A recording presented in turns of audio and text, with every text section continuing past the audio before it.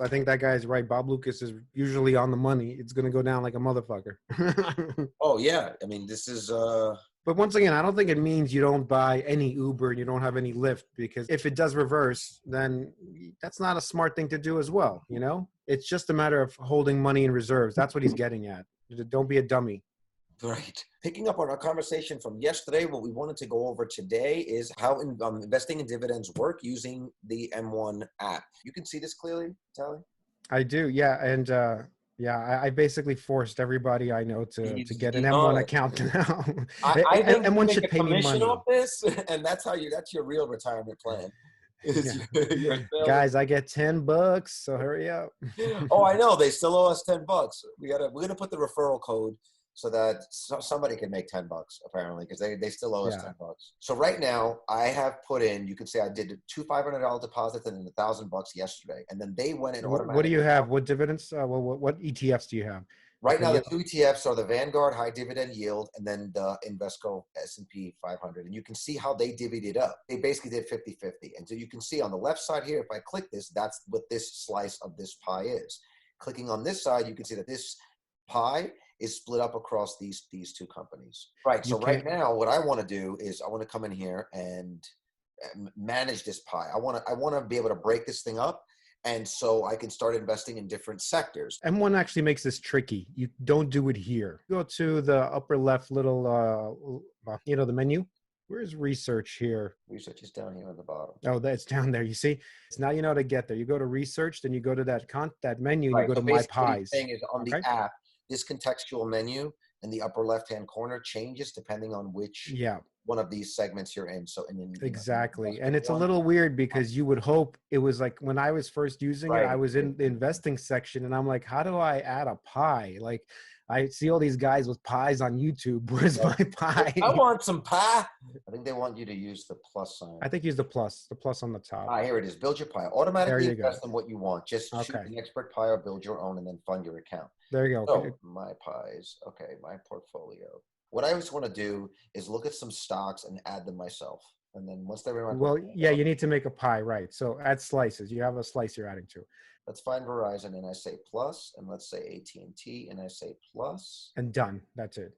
And then you'll name your pie and then you'll add it to your larger pie, if that makes sense. Yeah, this makes sense. I mean, once you figure out exactly what to press, you're not going to be doing this every time. Okay, we're looking at a new slice of my overall pie that I created. Right now, I'm going to leave it 50-50. Well, no, actually, Verizon pays less of a dividend. It's around 4.7 right now, and AT&T is around like 7.3, 4. We're going to go 60-40 or 60. We're going to go 65-35. All right, and we're going to hit save. So it's creating the pie. Let's see, and we're going to call this telecommunications. Cool. At least now we'll know it's something different. It's going to be something separate. Yeah. Okay. Okay, great. So go to my portfolio. No, it's not. My portfolio. Yeah. Right there. Okay, so click plus now. And this is the weird thing. Now, hold on. Go to My Pies. Find the one that I made. Yeah. So you see how complicated they made it? They made you sort of jump through a couple of hoops in order to get it all set up. But you know what though? I can understand why they did that. You can group together pies, like pie slices. Like for example, let's say tech, like you're a DP. So you would have companies that make technology for motion picture, and you would have all those companies together in one, and you could call that tech. But you also can have, like you had yesterday, the AI tech, and that could be something separate. Right. After a while, if you have a couple of different pies of these, you could group them all together into one larger pie. Into one larger thing. That's why I think they did it that way, so you can keep them separate. Okay, so done. Click done now.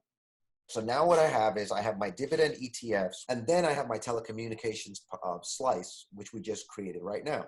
Can you go to the invest tab, because now it's going to show up there. Now in my portfolio section, it's split in half.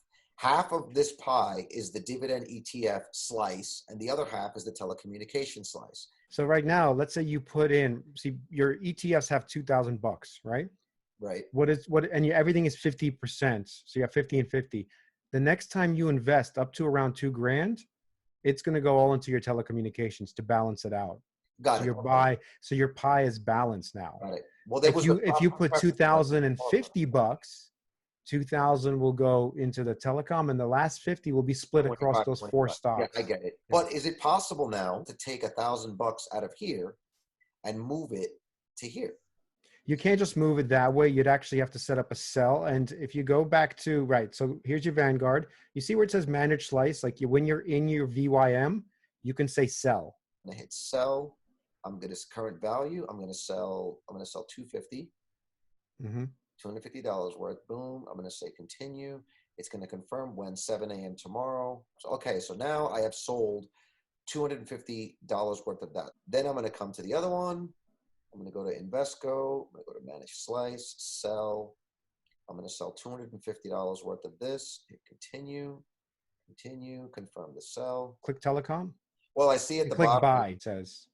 So if I No. As opposed to, do you want to just buy that whole telecom? What it says, available for orders, 500. Yeah, there you go. Okay, so they're actually counting it. That's good. So they're counting it. Again, if you're a freelancer and you're super busy, you don't always have time in the morning. This is something I can set up the night before, and I don't have to remind myself, oh, tomorrow morning at some point I got to get up and I got to move that money. Right. Even if you're busy, you have to make the time to do it. Well, we would go on this philosophical journey always, even after the podcast is over. Like yesterday, we were talking 2 hours after the podcast is over. We did a 30-minute podcast and talked for 2 hours. And talk for 2 hours. Yeah. But you have to invest, okay? I don't care what you invest in, okay? You just have to be invested in the future. That's the point. Whether it's real estate or whether it's stocks or whether it's bonds or whatever you want to do, honestly, whatever is comfortable for you to do.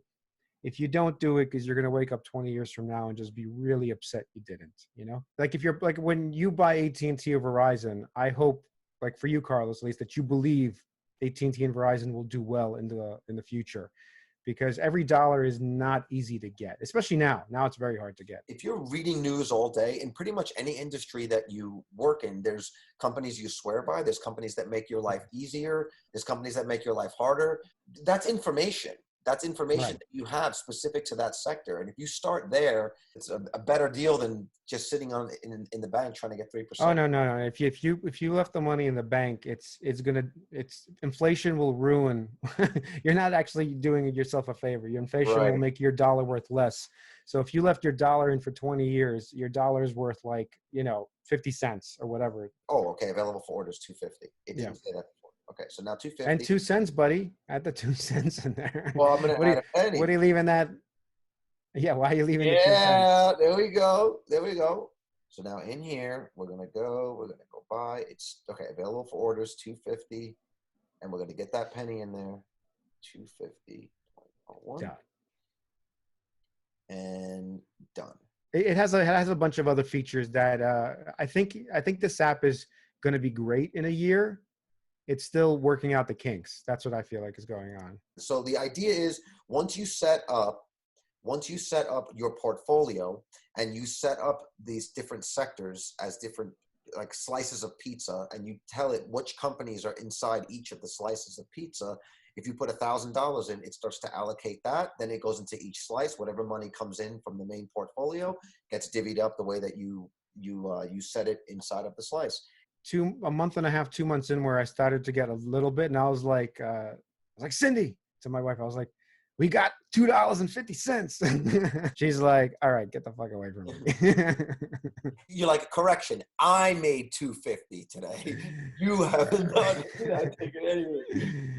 Right, I'm an unemployed freelancer. $2.50 is pretty good. King of the castle, king of